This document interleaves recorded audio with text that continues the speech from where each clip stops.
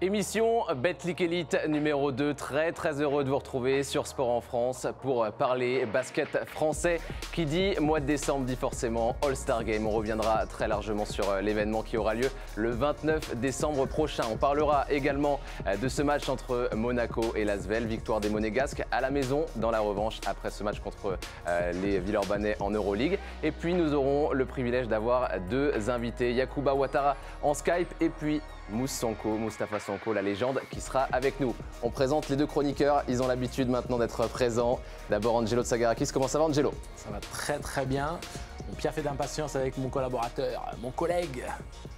Il y a une belle ambiance sur le plateau. Il y a une très bonne ambiance. Ils sont très agités aujourd'hui. Oui, non, en fait, c'est difficile de résister quand vous voyez ça là. C'est très difficile de résister. J'étais en train de réfléchir, je me disais, mais le budget montre de l'émission, il est passé dans la vôtre en fait. Il y a une montre sur le plateau, c'est moi qui gère le chrono. Comment ça va Fred Weiss? Ça va impeccable. Impeccable avec d'ailleurs quelqu'un que vous connaissez très bien en face, Moustapha Sonko, qui nous fait le privilège d'être là, entraîneur assistant dans le centre de formation des Metropolitans 92 et ambassadeur du club. Comment ça va Mousse? Très bien, merci. On peut vous appeler Mousse? C'est comme ça qu'on m'appelle. Hein. Et Mousse, on imagine que vous êtes content de revoir Fred Weiss. Vous avez passé des grands moments ensemble. Toujours. Alors juste pour le surnom, on l'appelle La Pioche. Mais c'est la Pioche. Ah, dès qu'il est arrivé en plateau, c'est la Pioche. La Pioche. C'est le premier Paul Pogba quoi. Bon. La Pioche, l'appel. Moi c'est l'appel. on se connaît. Ils se connaissent très bien. D'ailleurs, je vous ai ressorti une jolie petite photo souvenir. Là. Je ne sais pas si on peut nous la montrer. Elle date de 2011 en Coupe de France. Alors c'était la finale, mais surtout pour honorer cette belle aventure à Sydney. On va reconnaître Fred Weiss qui est tout à gauche et puis Mousse Sonko sur la droite. C'était pour célébrer cette aventure olympique, Fred. Oui, mais après, on a reproduit le même schéma contre l'Espagne cet été, juste avant les JO. Ouais. C'était vraiment très sympa, on était content de se revoir. Après, avec Mousse, on s'apprécie beaucoup, mais on n'a pas beaucoup de la chance de se côtoyer. Donc, on s'appelle de temps en temps, on s'envoie un texto, mais c'est vrai qu'on ne se voit pas suffisamment, malheureusement. Mousse, c'était quoi cette aventure olympique à Sydney? Racontez-moi un petit peu cette aventure donc d'un rêve de succès, cette médaille d'argent. Vous l'aviez imaginé tout ça? Ah, dans les rêves les plus fous, non, mais bon, ça restera peut-être le meilleur souvenir, une médaille olympique. Ça restera peut-être le meilleur souvenir, mais bon, il y en a eu tellement que on ne va pas en mettre un au-dessus de l'autre. Un souvenir particulièrement pendant ces JO, le podium, l'aventure face aux Américains, 2 fois? Non, ça restera le podium, parce que quand même, au moment où on prend la médaille, qu'on nous met la médaille autour du cou, on refait un peu le chemin à l'envers en repensant moi personnellement, depuis que j'étais tout gosse, j'y ai pensé et je me suis dit un jour comment je vais faire pour déjà arriver aux Jeux Olympiques et avoir une médaille, c'était vraiment l'apothéose, mais bon. On parle souvent du slogan du basket 3-3 de la rue aux Jeux Olympiques. Mousse Sonko, c'est exactement ça, Angelo. C'est exactement ça. Ce serait aussi un très bon ambassadeur du 3-3. Mousse, on va discuter. Non, mais c'est assez exceptionnel. Je pense que c'est important de chérir notre patrimoine. Et Fred Weiss, Mousse Sonko, toutes les anciennes légendes font partie de ce patrimoine qui est assez méconnu des jeunes fans de basket qui suivent plutôt la NBA ou qui ne sont simplement pas de cette génération-là. Et donc, c'est important de les éduquer. Donc, à titre personnel, je suis très heureux que tu aies accepté de te joindre à nous. Et puis, c'est toujours important, que ce soit contre l'Espagne en 2011 et qu'il faut aussi pérenniser un peu ce genre d'action-là dans le basket français, de rendre hommage aux légendes du passé, ceux qui ont écrit notre histoire. Avec les Rigaudot, les Rizaché, les Weiss, etc., vous battez quand même le Canada de Steve Nash, vous battez l'Australie en demi-finale. C'est quoi ces matchs-là? Racontez-moi un petit peu ce qui se passe, parce que vous affrontez de grosses équipes. Il faut remettre dans le contexte, Mousse. Ah oui, bah, je pense que c'est à partir du match contre la Chine Ouais. où on était mal embarqué jusqu'à la mi-temps et après, sursaut d'orgueil. Antoine fait une grosse série. Antoine qui nous fait un match vraiment. Et puis après ça, il y a Laurent Sierra qui prend la relève et qui jusqu'au bout nous amène à la médaille. Bon, il n'est pas tout seul bien sûr, mais il a fait des jeux de rêve. Et donc à partir de ce moment-là, en fait, c'est une autre équipe. À partir du match de la Chine, c'est une autre équipe qu'on voit et jusqu'au bout. Hein. Cette médaille d'argent, vous allez la chercher, Fred, avec ce match contre les Américains. Mais quand on s'en parle aussi ensemble, c'est un parcours super difficile. Il y a l'Australie qui est une des grosses nations actuelles, le Canada avec Steve Nash aussi. C'est des matchs très difficiles et au coup près. Alors c'est des matchs difficiles et au coup près, mais quelque part on a un peu de chance. Parce Ouais. que les Yougoslaves, parce qu'à l'époque c'était les Yougoslaves, se font éliminer par le Canada. C'était notre bête noire, clairement, les Yougos, et on savait que ça serait très compliqué contre eux. Et on a la chance de voir cette équipe du Canada les battre. Donc déjà on se dit, il y a un obstacle de moins et on commence à y croire vraiment. Et contre le Canada, on avait mis Macron Dumassi, entre autres, parce qu'effectivement c'est une défense collective, mais en point d'orgue, on est d'accord, Mousse. C'est Macron qui avait fait un taf incroyable sur Steve Nash. Il l'a éteint. Il l'a éteint. Et c'est sûr que le Canada, sans Steve Nash, ou en tous les cas à un niveau réduit, c'est pas la même chose. Et à partir de là, on gagne ce match. Les Australiens, on les avait déjà battus en France, donc on savait qu'on était capable de le faire. Mais on savait aussi qu'ils allaient être galvanisés par le public et par l'enjeu. À la maison. Donc à la maison, forcément, c'était plus compliqué. Tout s'enchaîne comme il faut. On fait le match qu'il faut, on les bat de 20 points ou plus. On n'a pas tremblé en plus, donc c'est plutôt cool, quoi. Non, vous les éclatez. Moi, ce qui m'interpelle, c'est comment est-ce que le groupe réagit quand Bonato se fait le tendon d'Achille. Parce qu'on sait que c'est aussi un joueur qui est important dans un collectif parce qu'il amène cette énergie, cette fougue. Et c'est toujours un soldat en moins, c'est un copain en moins. S'il vit un traumatisme qui est quand même assez percutant. Moi, je vais te répondre à titre personnel. Moi, c'était encore plus compliqué parce que moi, je venais de gagner des titres avec lui à Limoges. Donc, c'était quelqu'un qui, pour moi, était un peu le joueur qui nous faisait gagner. Mais j'ai l'impression qu'on n'a pas vraiment réfléchi, en fait, à ce moment-là. On était vraiment embarqués dans le truc. On a commencé à y croire après la Chine, je suis d'accord avec toi, Mousse. Et à partir de là, on s'est dit, tout est possible. Et on s'est dit, OK, one man down, mais les autres vont répondre un peu plus et on va se relayer un peu plus. En tout cas, c'est comme ça que je l'ai vécu, moi.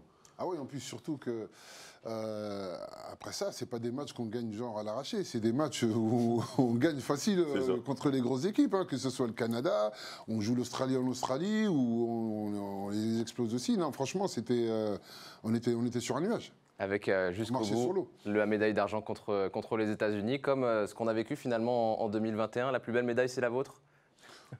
Non, parce que comme À comparer les deux générations, vous faites le même résultat contre la même nation. oui, mais contre la même nation, mais Vous les c'est mettez vrai au même niveau? Non, sincèrement, je pense que à quelques détails près, on aurait pu aussi faire quelque chose et éventuellement les battre, hein, parce que déjà eux, les Américains, ils passent. Ils auraient dû déjà perdre contre la Lituanie en demi. Hein.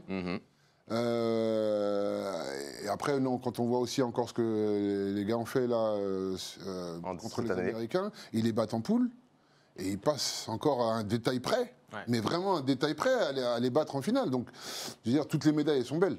On ne va pas dire que la nôtre était meilleure que la leur, je ne pense pas. Mais franchement, Si je pense qu'il y a des ambitions avec l'équipe de France actuelle où on est attendu à un certain niveau. Alors que l'équipe de France de 2000 n'est pas, attendue comme un favori pour la médaille. Alors que l'équipe de France, si elle ne fait pas de podium, quelque part, il y a une déception.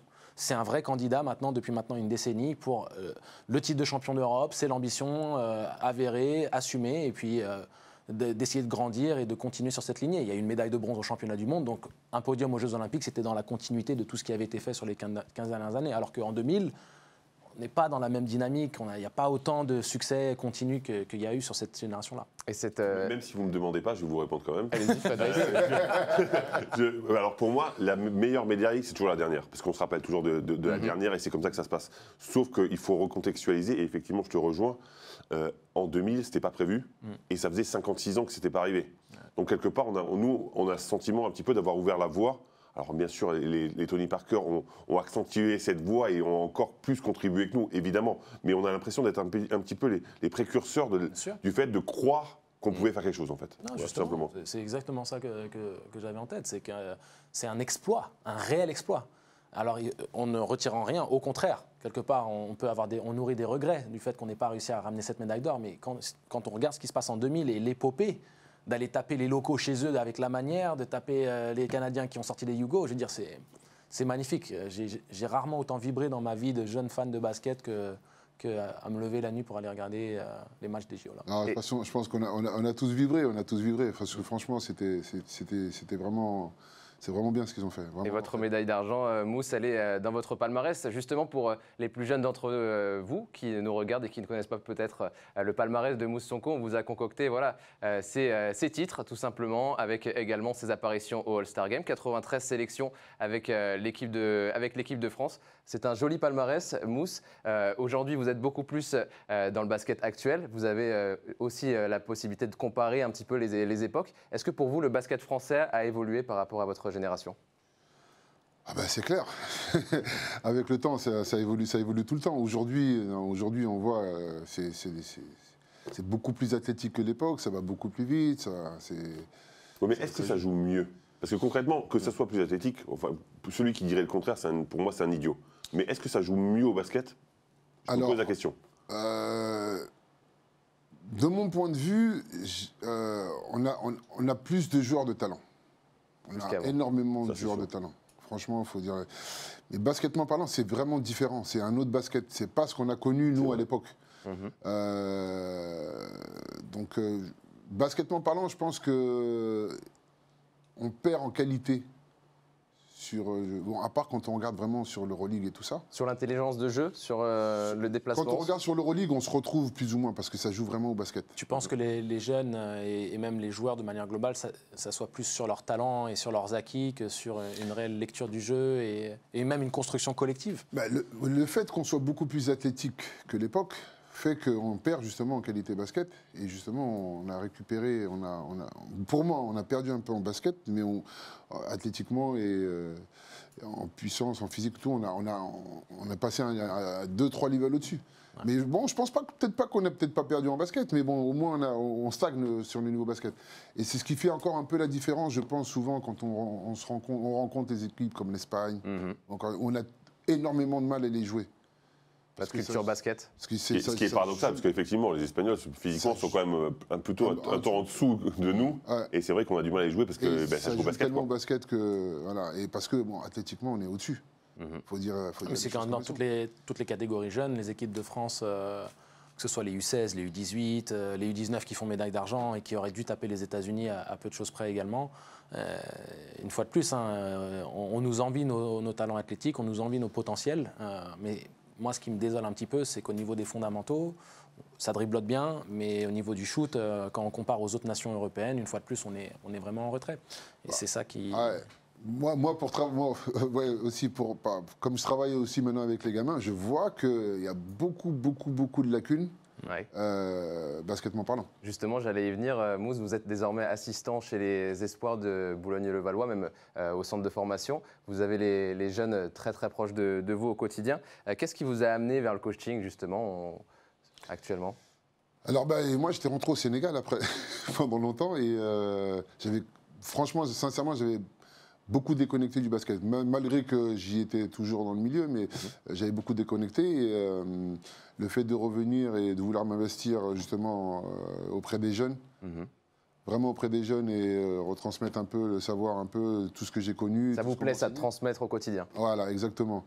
Donc, c'est comme il disait tout à l'heure, on est vraiment dans une époque différente où maintenant c'est vraiment de l'individualisme. Tout le monde se regarde un peu, c'est plus autant famille qu'à l'époque. Et les jeunes, ils ont quoi comme regard sur toi? Parce qu'en fait, concrètement, il l'a dit, une légende du basket évidemment, mais est-ce que ces jeunes le savent? Est-ce qu'ils s'en rendent compte? Et est-ce qu'ils sont friands de conseils? Alors, il y a quelques jeunes qui s'intéressent un peu au passé. Donc, qui veulent savoir un peu les années bien avant moi aussi, hein, comment le basket, mais ils sont très très peu. Et donc la plupart, ils connaissent pas, ils connaissent pas. Hein. On leur demande aujourd'hui pour la plupart, est-ce que tu connais Rigaudot, est-ce que tu connais Freddy, est-ce que tu connais Sierra, rien. Et donc certains. Aussi, pareil, hein, il y a certains qui demandent des conseils et puis, bon, après, ils veulent apprendre au fur et à mesure. C'est un problème culturel, Mousse. C'est un problème culturel parce que quand on voit ce qui se passe aux États-Unis, il y a toujours ce devoir de mémoire des grandes légendes et la nouvelle génération rend hommage continuellement. On voit même les joueurs NBA qui arrivent dans les différentes arènes en portant les maillots des anciennes légendes. Rudy Gobert. Quand il gagne son titre de défenseur de l'année, il a le maillot de Mark Eaton sur le dos. Il y a vraiment cette perspective-là. Et il y a aussi l'appartenance aux universités, il y a toutes ces choses. Alors, je vais t'arrêter un instant. Dis-moi. Oui, c'est vrai. Sauf que, par exemple, l'exemple de Rudy Gobert, Mark Eaton travaillait avec lui. Pourquoi? Parce que l'Utah était suffisamment intelligent pour le mettre dans le business, Justement. pour lui faire... Et en fait, tu peux transmettre que si tu connais les gens. Et le fait que Mousse soit là-bas, il est forcément plus connu et plus reconnu là-bas parce qu'ils ont parlé de lui, ils ont expliqué. Ouais. Sauf que la plupart du temps, dans le basket français, et dans le sport français en général, mais c'est vrai que c'est principalement vrai pour le basket, c'est que les anciens, on s'en fout. Enfin, on les balaye d'un revers, c'est ça que je on passe à autre chose. Mais je te rejoins. Et c'est pour ça que Rudy Gobert, il met ce maillot. Parce que concrètement, parce que les conseils d'un mec qui a été pro avant, etc., ça vaut de l'or. Sauf que beaucoup de clubs français, enfin quasiment tous, l'ont oublié ça. Non mais il faut vraiment mettre ça en avant. Lucas, la caméra elle est où là? La caméra, mon visage il est où? Mettez-moi sur mon visage. Voilà, la caméra. Mousse Sonko aurait dû, c'est mon humble avis, je pense que Fred le partage, aurait dû être un des tout premiers Européens à jouer en NBA, à avoir un vrai rôle, à être dominant. Il y a eu Petrovic, il y a eu Marcelonis, mais le profil de jeu de Mousse, quand on pense à la NBA actuelle... Justement, c'est une de mes questions et ça sera peut-être la dernière pour Mousse Sonko parce qu'on est très pressé par le temps, Mousse. Vous êtes peut-être né trop tôt. C'est les gens qui le disent, c'est les articles qui le disent, c'est la presse qui l'ont dit. Quand vous voyez les Théo Malédon, les Kylian Hayes, les Rudy Gobert qui ont été cités, qui ont été draftés, qui ont eu une chance, est-ce que vous regrettez d'être né trop tôt? Non, je suis bien comme je suis. Chacun vit avec son temps. C'est dommage. J'aurais voulu effectivement jouer en NBA. Jouer en NBA, voir un peu ce que ça donnait, tout ça. Mais les choses ne sont pas faites. Donc peut-être que je n'étais peut-être pas fait pour ça ou pas, je ne sais pas.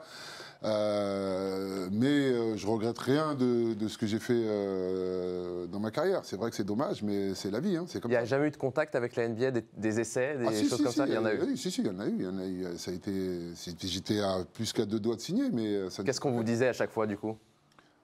La dernière fois, on m'avait dit de revenir pour le camp des vétérans. Mais je n'ai pas voulu attendre et puis je suis parti, j'ai signé directement. Non, mais le problème, c'est que les joueurs européens qui allaient en NBA n'étaient pas mis sur un piédestal ou dans des conditions où ils étaient vraiment favorisés. Il faut penser à Rigaudot. Hein. Rigaudot, quand il est là-bas, il n'a pas été traité vraiment. Il n'a pas été traité, oui. Alors concrètement, Mousse avait beaucoup plus le physique pour jouer en NBA qu'Antoine Rigaudot. C'est un excellent joueur, mais quand même, tu vois, quand il est arrivé là-bas, c'était pourtant une star en Europe. Et il n'était presque pas considéré. Vous aviez fait des tests à Memphis, c'est ça que j'avais lu? Memphis, Miami. Ça s'était pas bien passé? Si, c'est très très très bien passé.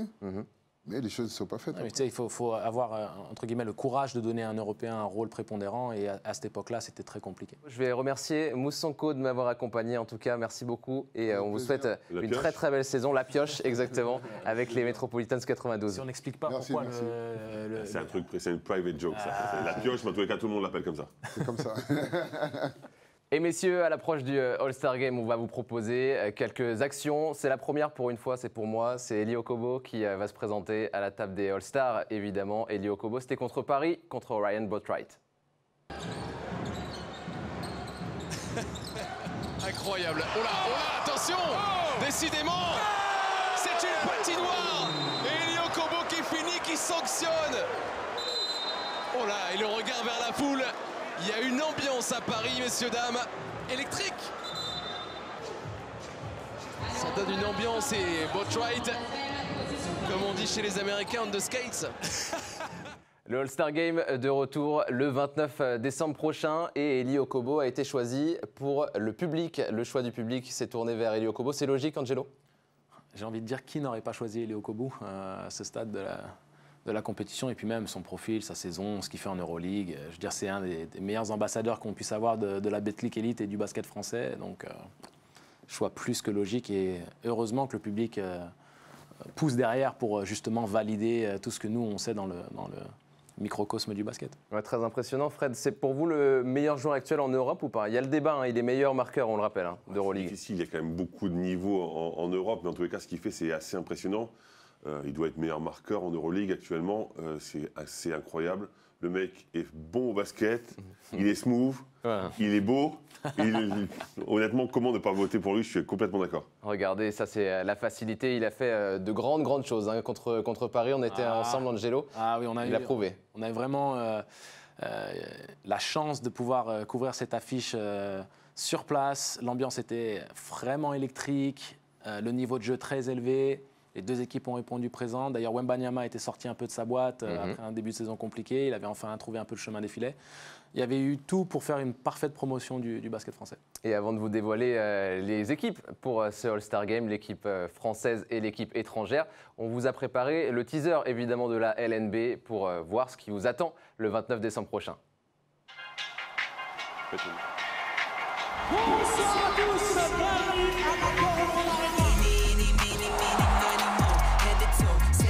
Your own style, that's just slang for you, ain't got it though. Talking like you got it, that's a problem, I might let them know. Treat you like a mouse, so let it go.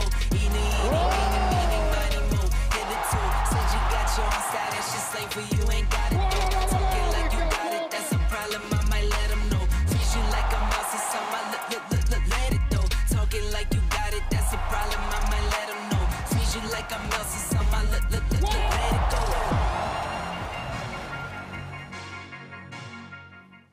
L'événement à l'Accor Arena avec évidemment ces stars, les stars françaises qui ont été choisies par le public donc, et le jury du All-Star Game. On va vous montrer les joueurs de l'équipe de France avec du beau monde, vraiment, avec Eli Okobo, on vous l'a dit, Julien, Axel Julien, Nicolas Lang, David Michino, Tarpey, ils sont juste derrière moi. Les voilà les joueurs français, Yanis Morin également pour la SIG Strasbourg, Victor Wembanyama, un peu de joueurs français, ça fait plaisir. Fred, c'est une belle équipe là sur le papier. Oui, c'est une belle équipe, clairement. On a des joueurs qui font une saison incroyable. Moi, je pense à Nicolas Lang, on en a déjà parlé, mais c'est vrai que ce qu'il fait, c'est complètement monstrueux. Et je suis content de voir cette équipe qui est à la fois avec un petit peu des anciens et des tout nouveaux. Elle vous plaît cette équipe, Angelo? Il y a tout le monde? Bien sûr qu'elle me plaît. Il y aurait d'autres noms qui auraient pu s'y ajouter ou qui avaient tout autant de légitimité de s'y trouver. On va y venir tout à l'heure, oui. J'imagine bien. Et J'apprécie. c'est là qu'on se bat, à ce moment-là. C'est à ce moment-là que je vous mets dans l'arène. Les couteaux et les guns sont sous la table. Mais il y a aussi l'idée de joueurs de l'ombre habituellement qui sont mis en avant. Je pense à Abdoulaye Loum. Avec qui du côté de Dijon. Du côté de Dijon, avec qui en plus j'ai pu partager le terrain de nombreuses fois. Donc non, c'est vraiment bien. On ne peut pas faire que des heureux, mais personne n'a volé sa place. Avec un entraîneur qui sera Vincent Collet, le sélectionneur de l'équipe de France, qui entraînera la Team France pour le All-Star Game. C'est un bon moyen pour se faire repérer par Vincent Collet, Fred? Pas du tout. Non, mais c'est une mauvaise question. Honnêtement, vous pensez que Vincent Collet, il attend un All-Star Game pour savoir qui va être en équipe de France? À mon avis, Vincent Collet, il travaille. Okay. C'est un bosseur, lui, contrairement à certaines personnes avant les émissions. Merci. Et donc, lui, il a déjà vu tous les joueurs, il a tous les joueurs répertoriés, il sait déjà qui fait quoi. Et à mon avis, le All-Star Game, c'est un moment d'amusement et c'est déjà pas mal. Vous voulez ajouter quelque chose, Angelo? Non, mais j'aime bien le sens de l'autodérision de Fred. Il est magnifique. Ouais, toujours très piquant. Vincent Collet à l'image, qui sera donc le sélectionneur de cette Team France, l'entraîneur de cette Team France plutôt, avec plusieurs de ses joueurs, notamment David Michino dans la Team France. On va regarder un petit peu un joueur en particulier qui fait débat. Voilà, sa sélection a fait débat dans ce All-Star Game. C'est Victor Wembanyama, le jeune joueur de l'Asvel de 17 ans. Certains ont salué sa sélection, d'autres l'ont critiqué. Alors, il y a plein de questions à se poser par rapport à cette sélection. Déjà, Fred, pour vous, est-ce que c'est logique qu'il ait été choisi par le All-Star Game? Non, absolument pas. Il n'y a aucune logique là-dedans. Mais ce n'est pas de la logique qu'on veut, c'est de l'image. On a certainement le futur premier choix de la draft. Okay. On a un joueur qui fait rêver tout le monde. On a un joueur qui, quand il sera sur le terrain et qui fera une action, va faire vibrer tout le stade, parce qu'il est capable de shooter à 3 points, de shooter à 2 points, de faire des alley-oops, de faire des gros dunks et de faire des gros contres. Parce que quand même, il faut se rappeler que l'année dernière, c'était le meilleur contreur de la Jeep Elite à l'époque. D'accord ? Ensuite, chaque action qu'il va faire va être reprise dans le monde entier. Et on parle toujours du manque de médiatisation du basket français. Ben là, on a l'occasion, sur ce All-Star Game, de médiatiser. Comme on l'avait pu le faire avec DJ Stephen. C'était pas le plus grand joueur de basket du monde, hein, DJ Stephen. Et je suis pas sûr qu'il ait vraiment mérité sa place en termes de joueur au All-Star Game. Par contre, tous ces highlights, c'est passé dans le monde entier. À un moment, il faut savoir ce qu'on veut. On pense qu'on a un problème d'image. Victor est peut-être la solution. Et puis c'est un joueur à part, Victor Wembanyama. On a une image qu'on voulait vous montrer avec Fred Weiss. C'est vrai qu'il se passe toujours quelque chose quand on le voit sur le terrain. On était à Monaco avec ce match contre l'Asvel. Et puis il s'est passé cette action pour vous montrer à quel point le joueur a un profil assez unique. À la limite de la perte de balle, il va récupérer le ballon du bout de son bras. On va revoir. Et le bout de son bras, il est loin. Hein. Et son bras est très très loin parce que sur un être humain normal, il est impossible à récupérer ce ballon. Et derrière, il va filocher tout ça très tranquillement, très sereinement. C'est la qualité technique, moi, qui m'émerveille. On parlait justement tout à l'heure avec Mousse du problème des fondamentaux, de la gestuelle de tir, de la qualité de tir. Et on a un gamin qui est surdimensionné physiquement, qui a des appuis d'une propreté absolue, gauche-droite, droite-gauche, une gestuelle parfaite, alignement de la main gauche, le coude qui se lève bien. Pourtant, il a des mains tentaculaires, il a des doigts immenses et c'est magnifique. Donc, et pour vous, il mérite alors, Angelo, pas sa place au All-Star Game? Moi, je suis plus nuancé. Donc, attends une seconde. Il sort la balle de baseball. Non, je suis regardé, je te fiche, je t'ai regardé un peu avec l'œil noir. Hein. Attention. Non, mais en fait, je ne suis pas du tout anti-sélection de Wembanyama. D'ailleurs, son père, pour l'anecdote, avait fait ma préparation physique quand je suis revenu des États-Unis. Donc je suis plutôt pro. Ah oui, je comprends que tu l'en veuilles. Mais je suis plutôt pro Wembanyama à tous les niveaux. J'espère du plus profond de mon cœur qu'il sera le numéro 1 de la draft et qu'il aura une carrière merveilleuse en NBA. C'est pas le problème. Moi, je me place plutôt du côté joueur. C'est-à-dire, je pense à ceux qui ont travaillé dur, ceux qui sont peut-être en manque de reconnaissance par rapport à leur carrière ou par rapport à ce qu'ils présentent sur le terrain. Il y a des joueurs de l'ombre comme Abdoulaye Loum qui ont été reconnus à leur juste valeur. Mais je pense à un joueur comme Jovan Onyangue qui a vraiment passé un palier, qui aurait mérité une sélection. Et on ne peut pas sélectionner 30 000 gars, on n'en sélectionne que 12. Donc forcément, si on prend Wembanyama, on n'en prend pas un autre. Oui, sauf que, je suis d'accord avec toi, sauf que Wembanyama a été sélectionné comme intérieur, donc poste 4-5. D'accord. Ouais, Onyangue, par exemple, c'est un poste 3. Donc concrètement, combien de meneurs de jeu dans la sélection étrangère? Combien de meneurs de jeu dans la sélection étrangère? Honnêtement, tu as des joueurs qui sont maintenant des combos, des 1, 2. Alors, et à partir de là, pas forcément des alors, on va se cacher derrière le concept d'arrière et de combo du basket moderne. Non, mais ce que je veux dire, c'est que. Non, mais encore une fois, je t'ai dit intérieur et extérieur. C'est à peu près ce qui se passe en général. Donc, qu'est-ce qu'on a fait? Je pense. on était ensemble. On a décidé qu'il y aurait des 4-5, donc des intérieurs, et des 1, 2, 3, donc des extérieurs. Mais pas en construisant avec un 1, 2, 3, avec des extérieurs. Donc c'est pour ça qu'il y a autant de meneurs et c'est de normal, joueurs poste 2. Puis il faut récompenser les meilleurs joueurs, donc ça me choque pas du tout. Honnêtement, Onyangue aurait eu, je pense, mérité effectivement d'être sélectionné, sauf que sur son poste, peut-être que quelqu'un d'autre avait été choisi. C'est ça. Non, mais il fait une super saison et Pau en plus fait une super saison. Non, mais c'est important de mettre en avant tout le monde et puis c'est aussi une manière pour moi de parler de ces joueurs-là parce que conceptuellement, j'ai rien contre la sélection de Victor, mais j'ai envie, moi, de parler aussi des joueurs qui auraient mérité d'être là. Donc, on sait très bien qu'il n'y a pas la place pour tout le monde. Ce qui me dérange un tout petit peu, c'est qu'il est sélectionné pour cette saison, sachant qu'il avait joué que 2-3 matchs, qu'il n'avait pas été particulièrement performant. Alors, si on sélectionne sur l'année 2021, sachant ce qu'il a fait la saison dernière, là, pour moi, il pourrait même être starter. Donc question, la sélection, elle est de quand? 2021. La sélection, c'est le All-Star 2021 ou 2000 La sélection est pour la saison. Techniquement, c'est pour la saison. D'accord. 2021, mais c'est très bien que Victor est juste un cas à part. Je sais Victor est une pépite qu'on n'a jamais vue en France et que même on n'a peut-être jamais vue dans le monde. Bien sûr. Et qui disputera peut-être que 2 All-Star Games au maximum. On a envie de le voir, les gens ont envie de le voir. Et encore une fois, sur la hype. Non, mais moi aussi, j'ai envie de le voir. Non, mais je veux dire, à sa question, est-ce qu'il le mérite? Non. Mais est-ce qu'on a besoin de lui pour le All-Star Game? Oui. Voilà. Je pense qu'on a répondu. Eh ben, c'est tranché. On verra bien Victor Wembanyama du côté du All-Star Game, messieurs. Et il promet peut-être du highlight aussi avec des contres, du dunk dans tous les sens. Surtout vu l'intensité du match. On va regarder un petit peu ce qui se passe du côté de la sélection monde, messieurs, avec une belle sélection aussi. Il y a des joueurs qui ont clairement mérité leur place. On va voir celui qui a été choisi d'ailleurs par le public, c'est David Holston. Il est au centre du terrain. Il y a des joueurs de l'Asvel, Chris Jones, Ndoye pour Orléans, des Nantériens aussi. Qu'est-ce que vous retenez de cette sélection monde, messieurs? Je suis ravi pour David Holston.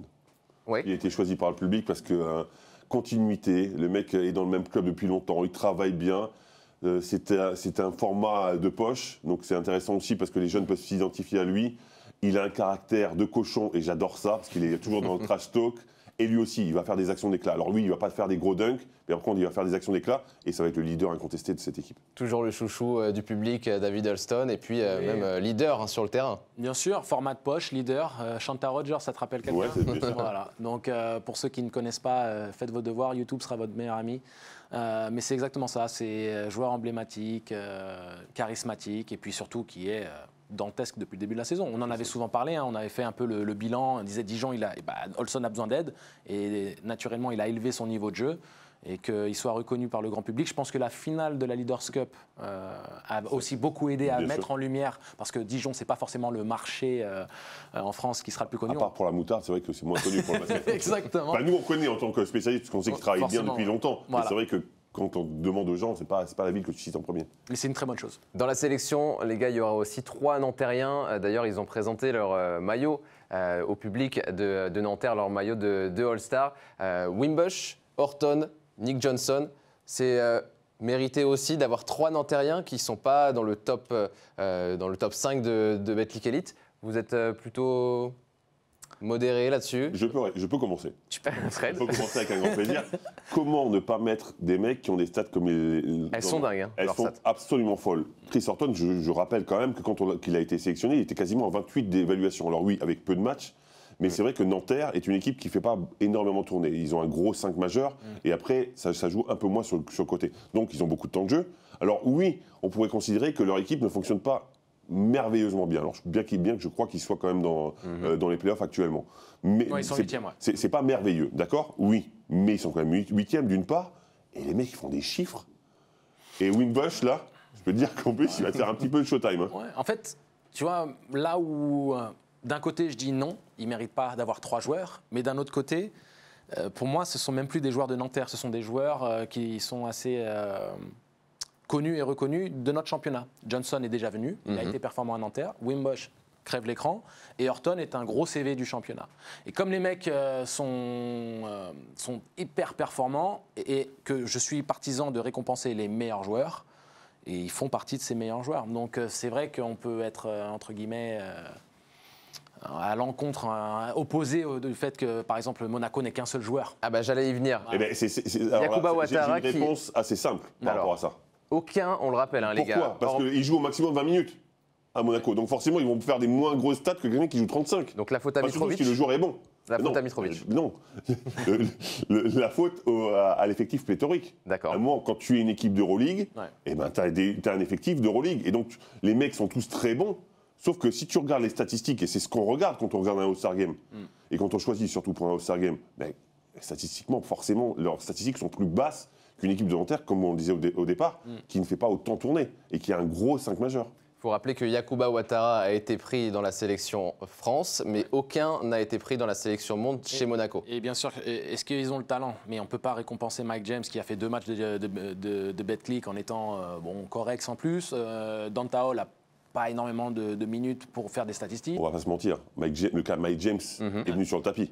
J'imagine. Forcément, une superstar comme ça, tu es obligé d'y penser. Bien sûr. Concrètement. Sauf que, vu comme il a pris certains matchs de Betclic Elite, on s'est dit, s'il nous fait la même au All-Star Game, les gens vont être déçus.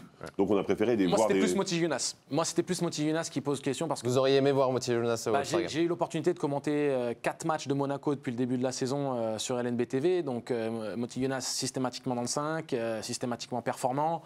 Et puis, c'est main Il gauche, main il sort d'un droite. gros match, hein, on en parlera tout Ouais, à l'heure, mais il puis- sort d'un match énorme. Sauf que c'était avant ça, par contre. Est-ce que Monaco n'a pas aussi pâti du fait que ce 29 décembre, il y aura une date importante pour Monaco qui jouera l'Euroleague contre le Maccabi? Est-ce que J'imagine ça a que joué, Fred? Mais alors, on va pas se mentir. Nous, on n'a pas envie de décrédibiliser cette sélection.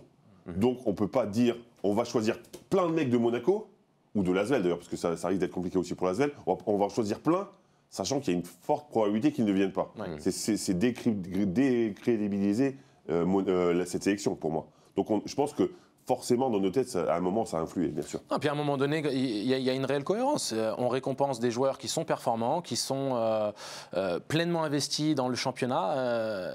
Il y a des choses qui sont... Et d'ailleurs, c'est intéressant qu'on aura Yacouba de lui poser la question par rapport à la gestion. On lui posera.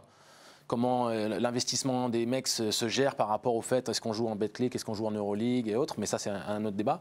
Dans l'absolu, tous les sélectionnés méritent leur place, ont cette légitimité et on a tellement de joueurs étrangers performants parce qu'il y a eu la statistique où par exemple dans le top 50 des meilleurs scoreurs, il n'y a que 3 joueurs français par exemple, donc imaginez le nombre de joueurs étrangers performants dans le championnat à l'heure actuelle.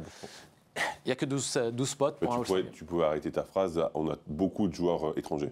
Toi, tu as dit performant à la fin, mais ce n'était pas nécessaire. Tu pouvais juste arrêter en disant on a beaucoup de joueurs étrangers. Oui. Les gars, au All-Star Game, il y a bien sûr le match des étoiles, mais il y a aussi les concours. Je vous attends là sur vos pronostics pour les 3 concours. J'aurais voulu voir Wembanyama au concours au skill. Au concours des meneurs Mais... Au concours des skills. En fait, on se trompe souvent. On dit concours des meneurs, sauf que c'est Skills Challenge. C'est Skill Challenge. Vous auriez aimé voir Wembanyama. Moi, j'avais parlé de mettre un big man. Donc Wembanyama était plutôt pas mal. Il n'y a pas de big man, vous les voyez à l'écran. Lauren Jackson pour Rouen, Justin Bibbins pour Pau, Hugo Benitez de Bourg-en-Bresse et Antoine Eto'o, un représentant de Pro B. Ça c'est bien, parce qu'il le mérite. Ouais, il le mérite, hein, Antoine Eto'o avec Chalon. Il est énorme individuellement. En plus, il a un rôle un peu différent parce qu'il est en sortie de banc systématique. Il n'a pas commencé un match depuis le début de la saison. On sait que Chalon est le candidat numéro 1 avec Nancy et Blois pour la montée.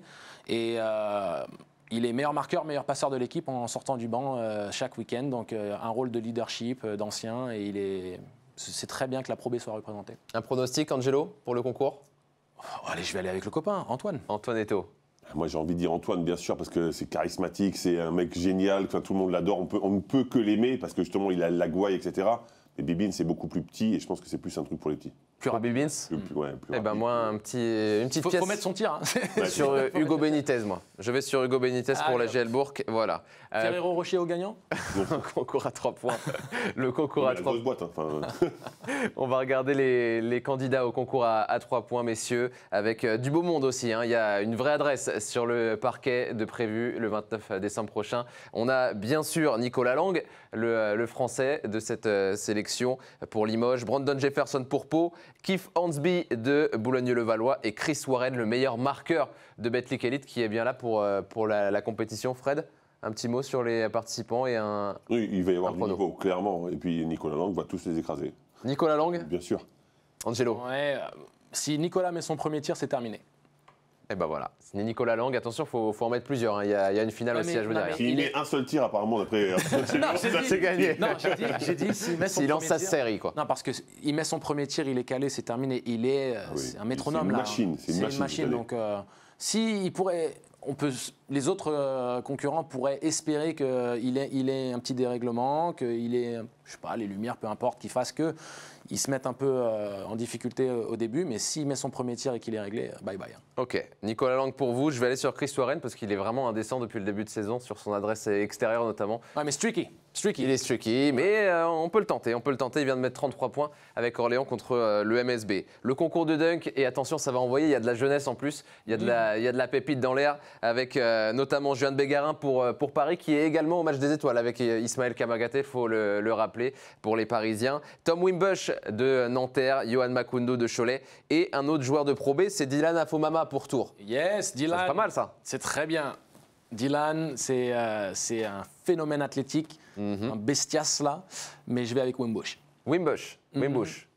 Je suis désolé, mais je vais être d'accord avec Angelo. C'est vrai. Wimbush, en fait, il a déjà considéré que la Betclic, c'était son terrain de jeu pour faire des concours de dunk. Donc, je pense qu'il peut vraiment cartonner. En fait, je pense qu'il va avoir une possibilité de faire peut-être plus de choses différentes avec les qualités athlétiques qui sont les siennes. Bégarin, Fomama, elles sont un peu plus petits et ça va pas être évident, même s'ils ont de la dynamite dans les jambes. Donc moi, j'anticipe que Wimbush pourra peut-être nous sortir plus d'options dans le sac que les autres. Ouais. Et tu vas voir qu'il va dire quelqu'un d'autre que nous. Parce Non, moi, je il est tout le temps là, en train de contredire, juste pour dire qu'il connaît mieux le basket que nous et que c'est lui qui va gagner. Je vous suis sur Wimbush, puisque c'est ma transition toute trouvée. On a une action qui a été un coup d'éclat hein, depuis le début de saison. C'est le poster peut-être de ce début de saison. Tom Wimbush contre Gravelines. Messieurs, il est candidat au concours de dunk. Mais les matchs offensifs, on s'en délecte, on apprécie. Oh!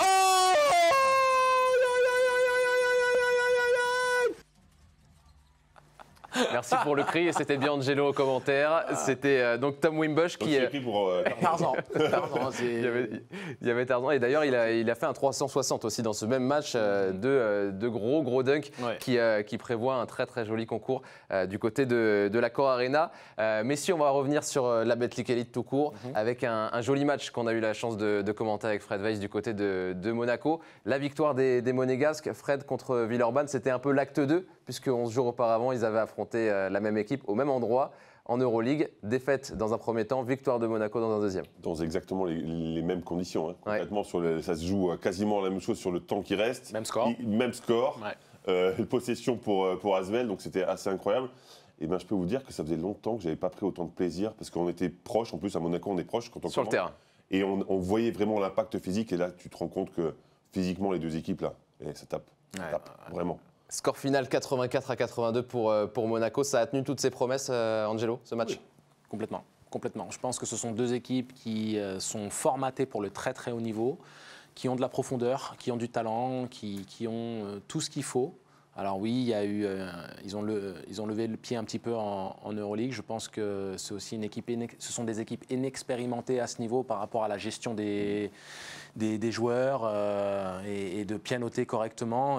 Peut-être qu'ils ont moins de joueurs d'expérience à ce niveau-là qui savent exactement à quoi s'attendre quand il est question de donner le meilleur d'eux-mêmes en Euroleague, mais de aussi faire le nécessaire en championnat. En championnat, ils le font. En Euroleague, c'est difficile d'enchaîner.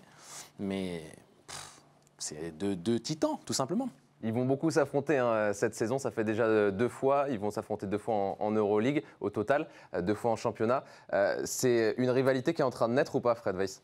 Difficile de répondre parce qu'on ne sait pas comment ça va se passer pour Monaco. Alors on sait que l'Asvel, c'est 10 ans d'Euroleague, donc eux, ils sont plutôt tranquilles. Monaco, on ne sait pas. Donc concrètement, tu ne montes pas la même équipe quand tu es en Euroleague, quand tu ne l'es pas. Donc oui, je pense que ça devrait être une locomotive Monaco aussi du basket français, sauf qu'on n'a pas de certitude par rapport à ça. On a des certitudes pour l'Asvel. Si Monaco continuait à faire le travail qu'ils font, oui, je suis persuadé que ce sera une rivalité qui sera hyper intéressante et je pense qu'on va les voir souvent s'affronter. Mais encore une fois, Monaco, ils ont besoin de gagner, ils ont besoin d'être en Euroleague, ils ont besoin de dépenser de l'argent, j'ai envie de dire. Et on dépense plus d'argent quand on est en Euroleague, quoi. Et qui a la meilleure équipe là? Quand on regarde les premiers mois de compétition, quand on regarde l'Euroleague, on a déjà un aperçu de qui a la meilleure équipe sur le papier ou pas? Alors, ou même collectivement? Celle qui, pour moi, joue le mieux au basket ou a plus de sérénité dans le jeu qu'elle propose, c'est l'Asvel. Ouais. Celle qui a le plus d'armes dans lesquelles elle peut piocher potentiellement, c'est Monaco. Mais à rajouter du talent continuellement, il faut aussi le construire. Cet effectif, il faut construire de la continuité dans le travail, c'est pas évident. Et puis je pense que le bilan aussi traduit de la qualité de jeu de l'équipe, parce que l'Asvel a été capable de se remettre sur le droit chemin. Elle est mieux classée en Euroleague. Et même si au niveau des 2 confrontations entre ces 2 équipes, on aurait pu penser qu'elle n'aurait pas pu ou dû gagner le premier match, mais après, on est vraiment en train de chipoter. Et la saison est encore longue. Mais soyons contents d'avoir ces 2 grosses équipes qui ont ramené des très forts joueurs, qui jouent très bien au basket, avec dedans un coach français aussi, quand même. Il faut quand même aussi le signaler. Et Vesdan, qui est quasiment français maintenant depuis le temps qu'il est en France aussi. Donc voilà, on peut être fier du basket français et de l'évolution qu'il a eu. Sans oublier les Metropolitans 92 qui sont à l'heure actuelle premiers au classement de Betclic Elite. Avec un coach français aussi. Avec un coach français, effectivement, Vincent Collet. Yacouba Ouattara qui écoute attentivement depuis tout à l'heure, qui va nous rejoindre en direct avec nous. Yacouba, est-ce que vous nous entendez? Ouais. Comment ça va, Yacouba? Très bien, et vous?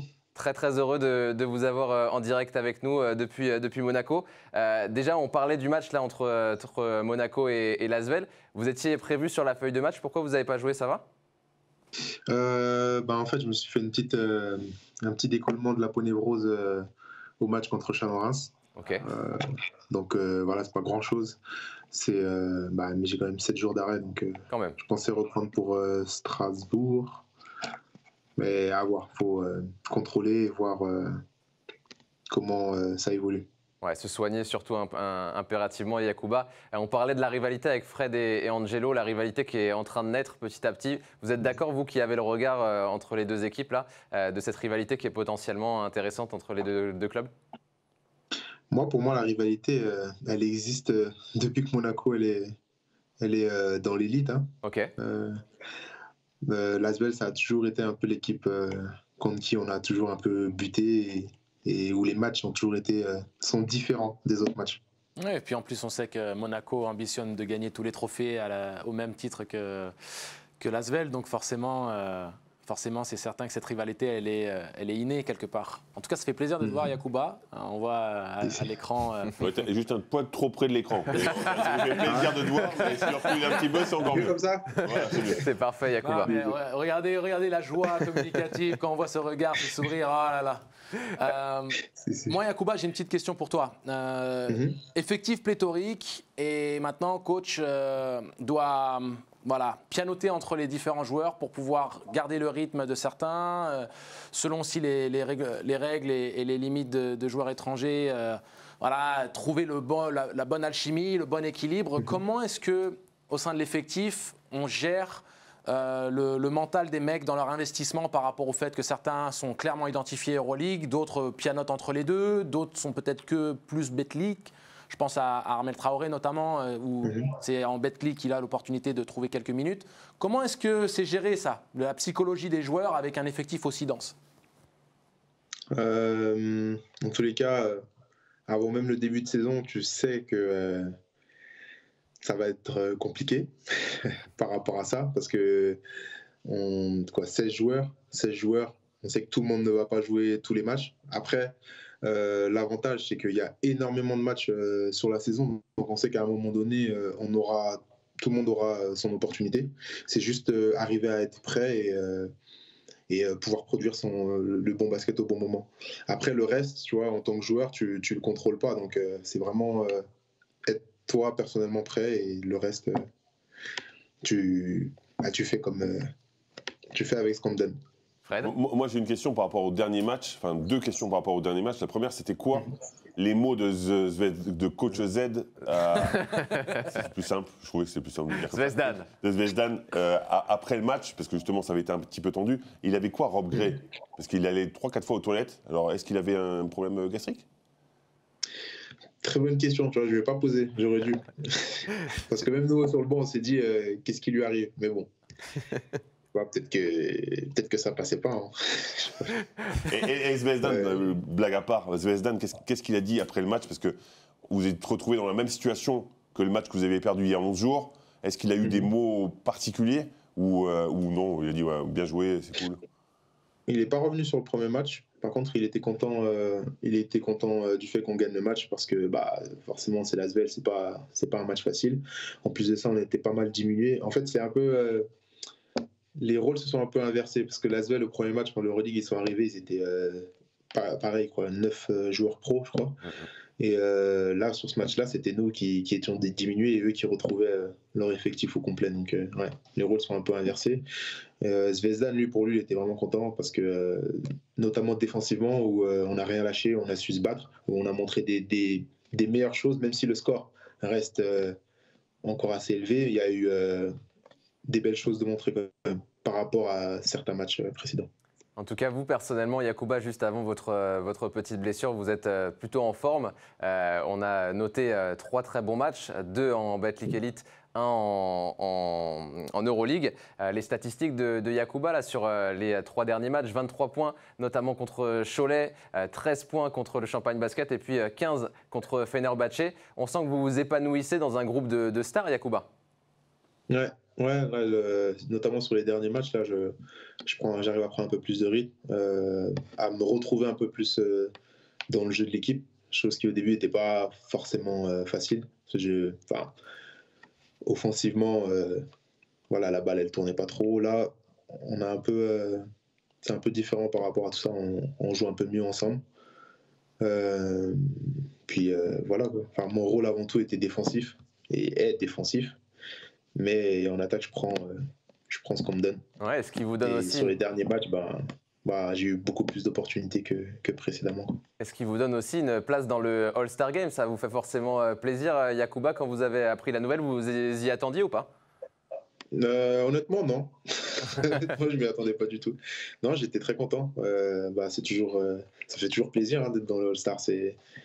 c'est une belle consécration du travail fourni.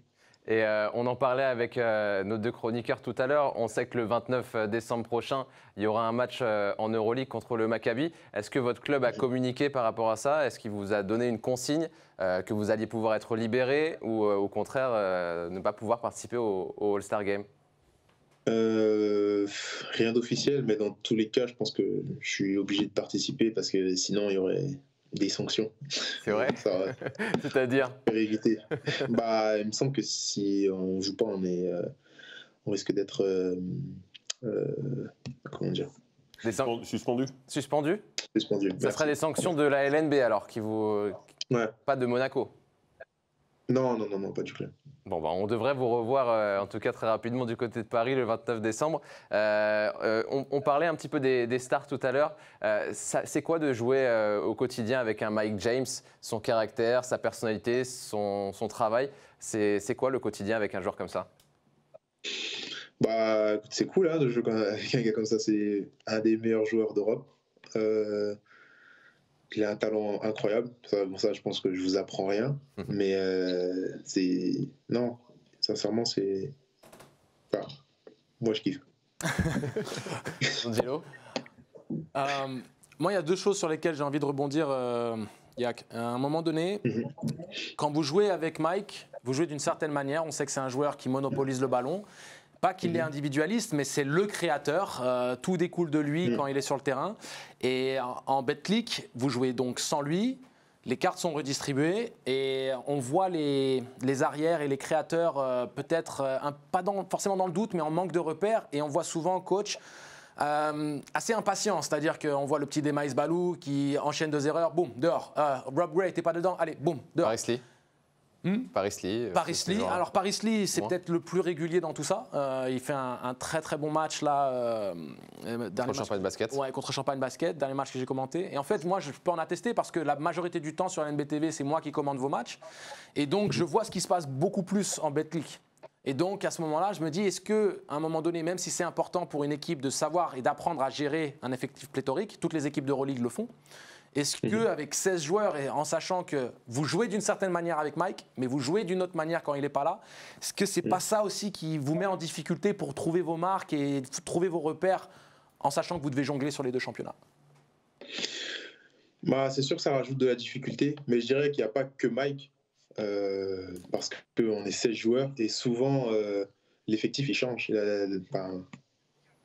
Pendant un moment, l'effectif était jamais le même. On jouait jamais 2 matchs avec les mêmes joueurs. Donc c'est vrai que c'était pas forcément évident pour réussir à trouver un certain rythme, une certaine cohésion, parce qu'il faut toujours, on était toujours un peu dans l'adaptation. Mais bon, ça c'est quelque chose. Voilà, maintenant on le sait et voilà, on fait avec quoi. Est-ce que c'est peut-être ce qui fait que vous avez aussi un peu baissé le pied en Euroleague, que justement ce manque de stabilité au niveau de l'équipe que vous présentez match après match vous mette un peu dans la difficulté? Moi, je pense que ça vient d'ailleurs, la difficulté. Okay. Ça vient d'où? Pour moi, ça vient essentiellement de notre défense, qui était, enfin, faut le dire, sur les derniers matchs, qui était très permissive. On va vous rappeler d'ailleurs que Yacouba Ouattara avait remporté par 2 fois de suite le concours de dunk. D'ailleurs, c'était une image que Fred Weiss voulait revoir. C'était le dunk contre le Cholet. On l'a aperçu très rapidement, mais on se le remet dans les conditions du direct, le poster. Ici.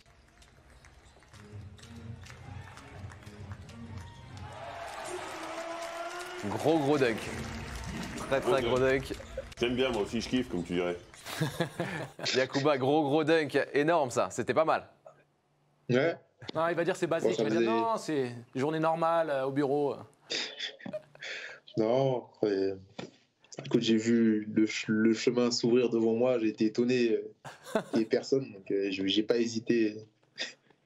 J'ai pas hésité, je suis allé. Hein. Un petit pronostic juste avant de vous laisser, Yacouba, pour le dunk contest, le concours de dunk. Makoundou, Wimbush. Ah, il y a Thomas. Bégarin. Ouattara. Non, Ouattara, il a tiré sa révérence, c'est bon. Non, je vois bien Johan Bégarin. Joan Bégarin. Ok. Ouais. Le pronostic est lancé. Joan Bégarin, le Parisien, pour le 29 décembre. Merci beaucoup, Yacouba, d'être passé nous voir. Merci à vous. Ouais, c'était cool. Merci. Bye. Et bonne fin de saison, bonne suite de saison tout court avec Monaco. Messieurs, merci beaucoup. Merci beaucoup. C'était super. Merci. C'était super, vous avez beaucoup progressé par rapport à la première. N'importe quoi. Merci Angelo d'être passé également. Merci à vous, merci Fred. Merci beaucoup, Angelo. Puis, Toi, t'as été très bon. Lui, il a progressé. Hâte d'avoir la 3e. Évidemment, la 3e émission, ça sera pour le mois de février. Et puis les prochains matchs, comme d'habitude, tous les week-ends, le diffuseur officiel de la Betclic Elite Sport en France. À très bientôt pour toujours un peu plus de basket français. Ciao.